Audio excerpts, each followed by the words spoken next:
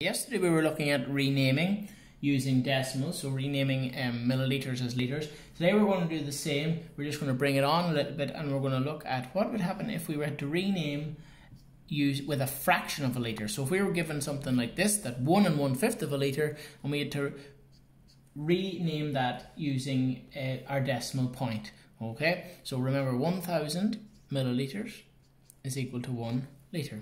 So if we rename 1 1/5 of a litre using a decimal point, well, we have 1 full litre, so that goes in our whole number. And then, of course, the fraction part, that's going to go after our decimal point. Okay, so now some people will know what 1/5 is as a decimal, and you can just write that in. And if you do, that's great. But if you don't know what 1/5 of a litre, what 1/5 is a decimal, as a decimal, we can find out. Okay, so we can go 1000 milliliters. So 1 litre is 1000. So what's 1/5 of a litre? Well, a litre is 1000 milliliters, and to find 1/5, we simply divide by 5. So 5 into 1 doesn't go. 5 into 10 goes twice. 5 into 0 doesn't go, and 5 into 0 doesn't go.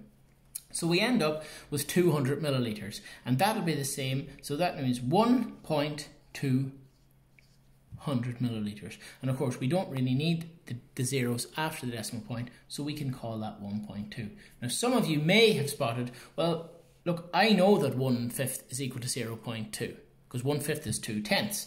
So 1/5, so you may be able to jump straight from 1 1/5 into 1.2. Similarly, if we had one like 1 3/10 of a litre, you may be able to go, well, look, I know 3/10 is equal to 0.3, so you might be able to jump in and go, that is equal to 1.3 of a litre.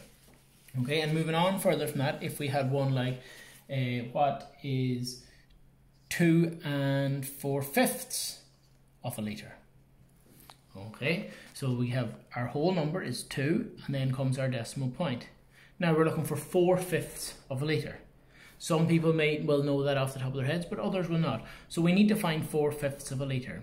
How do we find 4/5 of anything?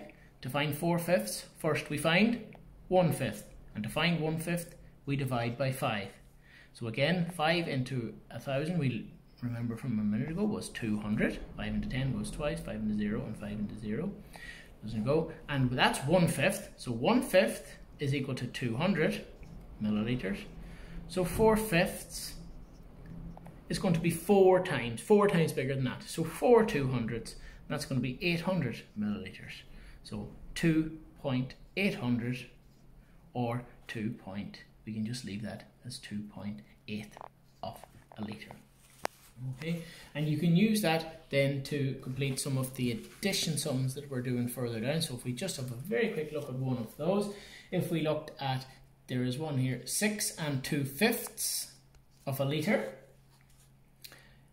plus 1 1/10 of a litre, for example. Let's rename that using milliliters and milliliters. So we're going to have our litres and our milliliters like we did in our examples on Monday. So our first one, so 6 litres. Now 2/5 of a litre we have to rename. And if you can look at the renaming earlier, well, 2/5, we remember 1/5 was 200 milliliters.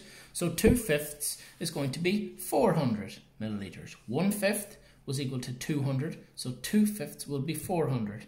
And then 1 litre and 1/10 of a litre is 100 milliliters, because we divide the litre by 10 to find 1/10. So it's 1000 divided by 10 gives us a tenth, which is equal to 100. And then we can just add together 0 plus 0 is 0. Add the zeros, 4 and 1 is 5, and 6 and 1 is 7. So the answer to that sum is equal to 7 litres, 500 milliliters.